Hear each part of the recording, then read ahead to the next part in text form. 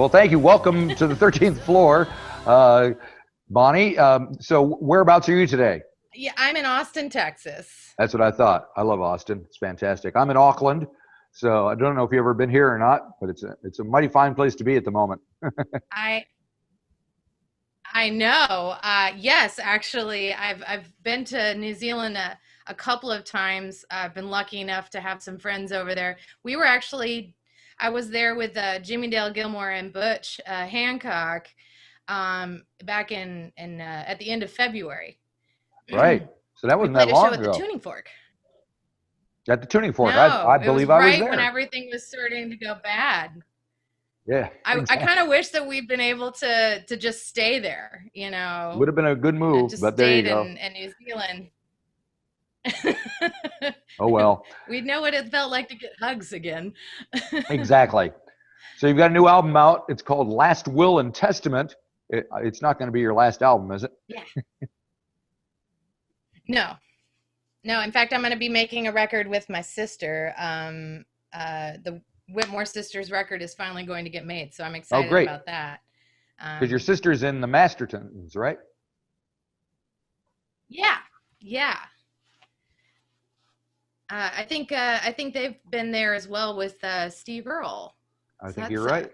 Yeah. you guys get some good music over there. We do like our Americana, as it were, or whatever you want to call it. What do you call what you do? Sure. Music. Nah, there you go. No, Excellent. Americana, yes. That's the scene, I suppose. Right, Yeah. right. Folk, Americana, sometimes punk, you know. It's all the same, really, isn't Throw in some emo on occasion just for fun. it? Right. So the album came It's a out melting October pot. 2nd, so it's been a little while.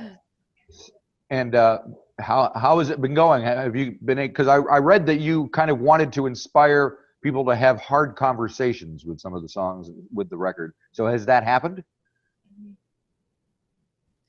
I think they have been starting. For me, I've been working on a podcast actually along those lines. But yeah, I've been uh, finding out some more information in order to really be more instrumental in helping along those lines. Doing transformative, justive ideas and things, and absorbing as much as that, so I can have a better conversation about what we can do to go forward. I think we're so focused on the election Right. that now that we're past that, it's like now we're pivoting. It's like, now what? So sending postcards to Georgia. Right, right. So what kind of conversations have you been having with folks who have been listening to the record? um, well, mostly I feel like a lot of these songs I've gotten to road test them some over the years. Right.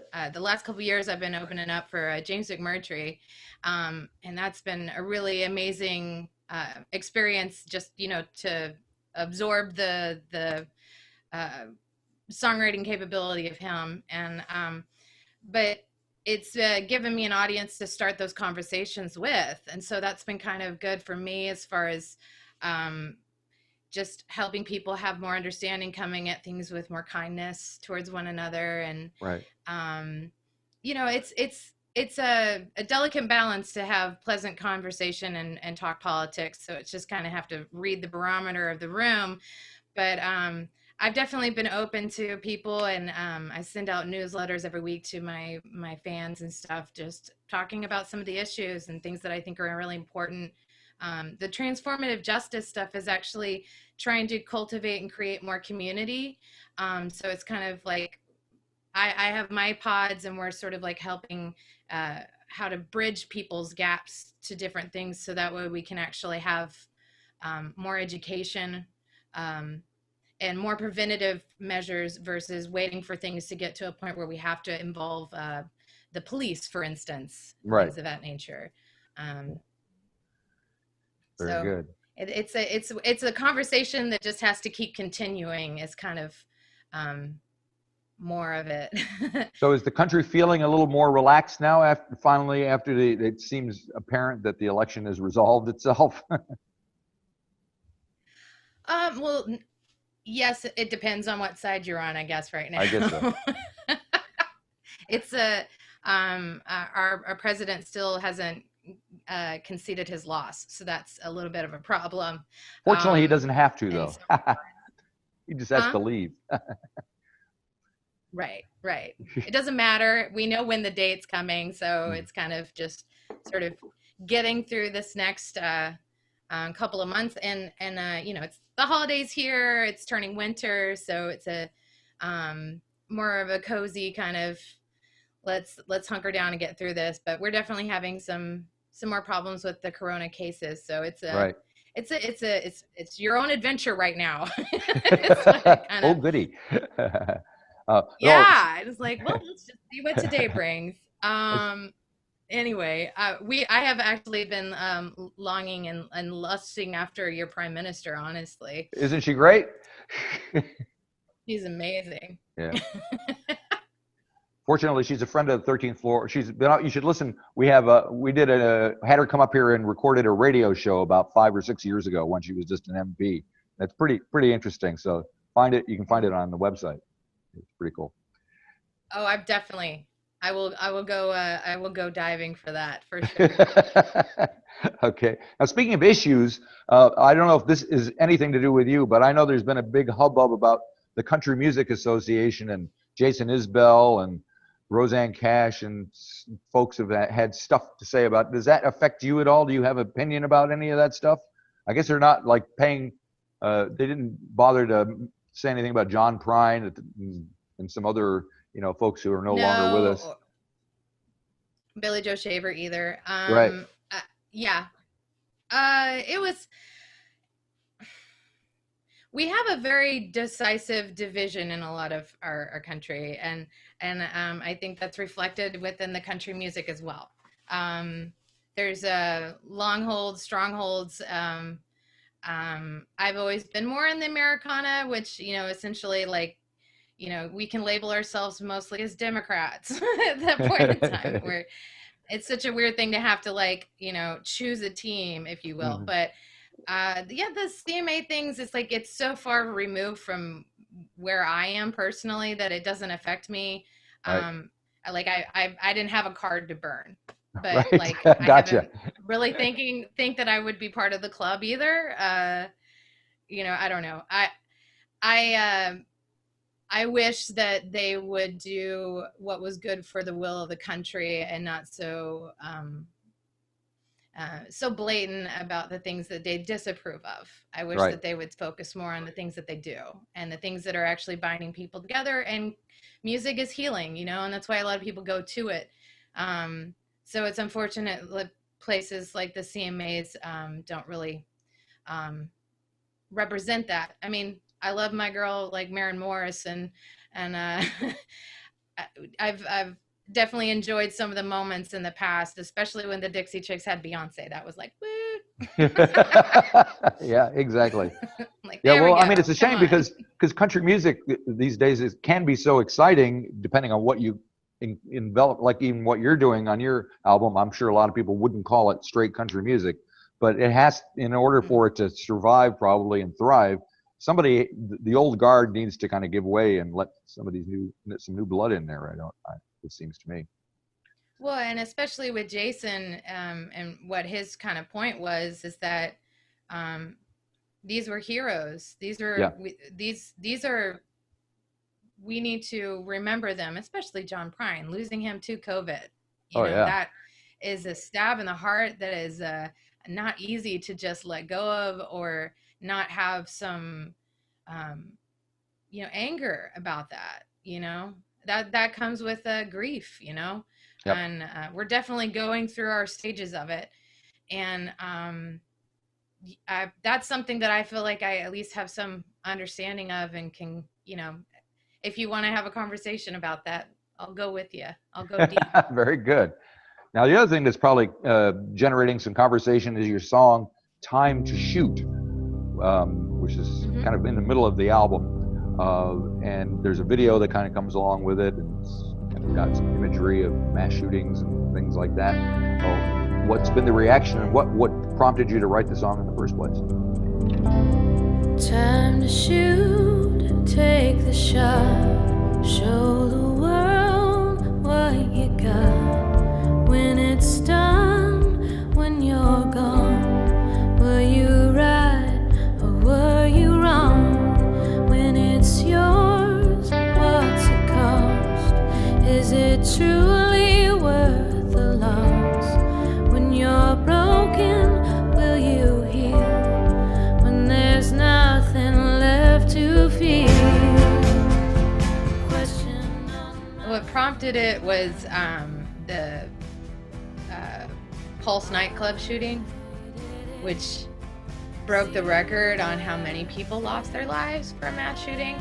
Right. And I started thinking about how, like when I was in high school was when Columbine happened. And so that's when I'm adding it up, it's 20 years now of just continuous shootings. And it's not just about the accessibility of the guns, it's also the mental health. And that's kind of where I go back with the transformative justice aspect of things, is like, we aren't doing the prevention, and we're choosing commerce over people's lives. And so it's not about wanting to take people's guns, as they like to go to their slogans really easily on that, but it's more of, we don't need to, if you want to own this gun, you can have the right to own this gun, but you have to have due process to own this gun and consequences to the actions of it. That's kind of what it boils down for a lot of issues that we have. It's, we don't give enough consequences to the actions to American behavior, especially racial division of that regard. But like I said, like I'll keep on trucking and there you go. Those conversations. Yeah, because it seems like as soon as you try to regulate anything, people get all up in arms, and you're taking away their rights and blah blah blah blah blah blah. And it's just like, well, you can't. It's not a free for all. It can't be a free for all. Socialism. I mean, you can't say that. I'm saying I like lustfully long for your government there because of just the civility and the want to take care of your citizens. Like, what a wonderful government that can be. Yep. Yeah, and we have enough money in our country that we should want to have a government that takes care of us. Right. That's the whole point, you would think. But there you go. Now, wow, that I'm going to be blacklisted from now on. Oh, well, worse things could happen, I'm sure. So you had a video for Time to Shoot. The other song that there's a video for is a thing called Fine, which is a completely different type of song.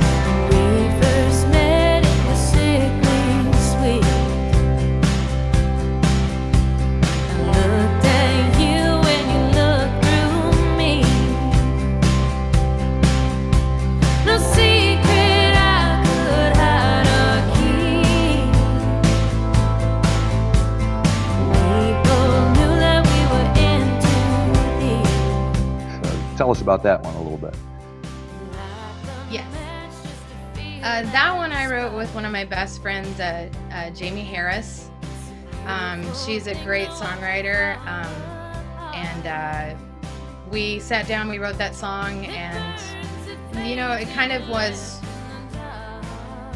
I think that I personally, and Jamie and I have this in common, we have like anxiety that goes into things. It's like, we just need to know what it is in order to like figure out what to do next, Uh-huh. And that's, we definitely felt like we created a pop hit with that one. But I like the aspect of like checking in with people, that's it's good to just, know where people are coming from. Yep. It's a good time to check into people. People need to be checked in on, I think, these days, more so than ever. So there's that as well. Now, the band that you have playing is called the Sad Girls. Is that correct? That you record with? Yeah. Tell me about them. Yeah, that's my kind of group that I put together whenever I'm fronting a band. We're the Sad Girls. Right. It's from my previous record, which am I allowed to say explicits on the radio here? Please, I this wasn't is sure, you can do so- whatever you want to. It's a free country.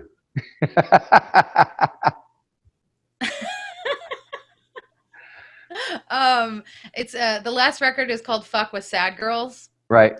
So that it's that whole group basically that was on that record is the blueprint that kind of went into Last Will and Testament. Right. And I co-produced it with Scott Davis, so he's my OG sad girl, and as well as Betty Sue, another incredibly talented songwriter in her own right. She plays the accordion too, so, right? Yeah, she plays accordion, and her and Akina Adderley, another singer here in Austin, did all the vocal parts on None of My Business and Love Worth Remembering. Yeah, that tune. Well, you mentioned Austin. We tried I to love mix it up Austin. on the record, I love Austin, Texas, and I went there know. a few times, about 10, 15 years ago, and then I came back, and it seems to have grown incredibly, hugely since then. How is it there these days? Is it different? Vertically. Yeah. It definitely has. I moved down here. The first time I moved down here was back in the early 2000s. So it's definitely grown in my lifetime. And then you hear people that have been here before me being like, "Oh, you should have been." Right. There are some places that I kind of missed out on, but I'm grateful that the Continental still exists, and that's kind of my church here. Right. Yep. I've done a Thursday show there for the past few years as a residency, and now with the Corona thing, we've moved it to a digital format. So it's been doing that, but we're still committing a portion of every show to the Continental Employee Relief Fund. Yep. Yeah, it's a good place, the Continental. I've been there a few times myself. I love it. Sorry. I was gonna say one of my favorite songs on the album is "Love Worth Remembering." It has kind of a '50s style ballady thing going on, which is always a good thing. So maybe you can talk to me about that one. Just two old fools who grew up too slow. The ones that you choose, the ones you let go. That was really fun. I also got my mom to sing on that one. Your mother's like Which made me. she's a major singer, right? Like, does she sing opera? Yeah, she's classically trained opera singer and vocal coach. So my sister and I both had our expertise going into this. So,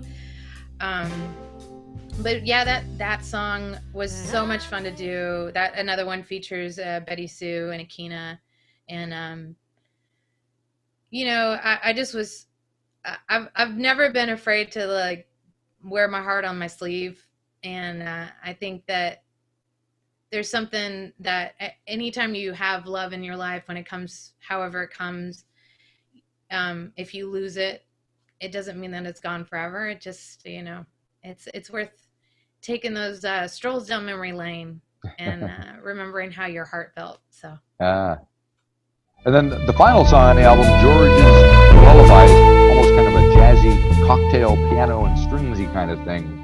It's very different. You know how a heartbeat both rises and falls.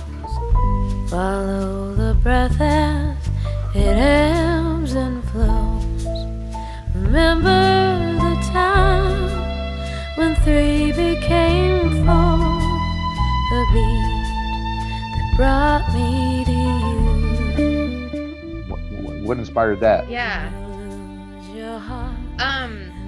So there was a friend of ours, bass player here in Austin by the name of George Reef. He's played with a number of different musicians over the years, and he was my personal bass guru. And we lost him a couple years ago to cancer. So I wrote that right after he had passed, and I was sitting down, and a lot of times my therapy is I actually do therapy now, which is also awesome. But my previous therapy was always just to go to my guitar or instrument and start putting my feelings out there. But I never sat down with my bass. And so I sat down with my bass guitar and I wrote that song on bass. And I kind of feel like it was one last lesson he gave me, because I've definitely been doing that a lot more and performing with just the bass instead of just an acoustic guitar. I was going to ask you about your bass playing, and so that leads right into it. It's fantastic. I love the bass myself, but there you go. So.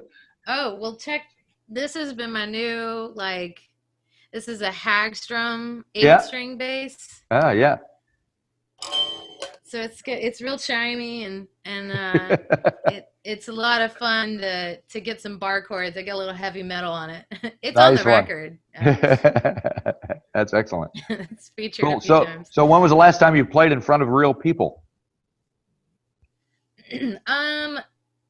I did do a couple things for there was like a women's march, so I played that, and I also played like a bowling Joy to the Polls kind of thing here in Austin.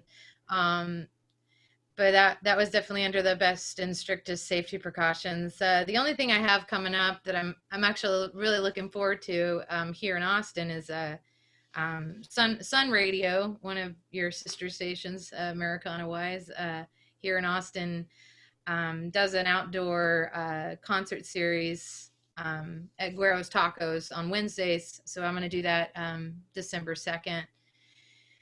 And that'll be like my first, in public with an audience there specifically for me, and playing some songs on the radio. So it'll be nice because that, people can still tune in and listen. But my gal Susanna is going to be hosting that night, so we'll get a good chance to hang and visit. I'll have you know that as soon as you mentioned the word tacos, and I know you've been talking to somebody in Austin, my stomach actually growled. It was just like an automatic response. With a Topo Chico. Exactly. Fantastic. Well, hopefully things will get kind of back to whatever normal is going to be at some point in the States and Austin. I mean, I know that Austin's always got a... I think things won't be back to normal, I'm sure, because we've lost some places already. But I think that we'll get to a point where we get to hug each other again, and hopefully we all would prefer a life with a little more sanity to it, and I think we can all agree to that to some degree. So yeah, we'll I'm get all for there. that.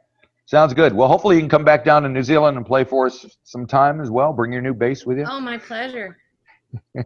Definitely. I actually do me a favor and go eat some of those chocolate covered pineapple lumps. Oh. Pineapple lumps, you got it. I'll do that right now. Those are my very good. Those are my fave. Cool. All righty. Well, thank you very much. Good luck with everything, and we'll hope to see you soon sometime. Thank you. Bye-bye. Thank you, Marty, for having me, and a shout out to my Whiteheads. I love you guys. I miss New Zealand. I hope to be back soon. Okay. Bye-bye.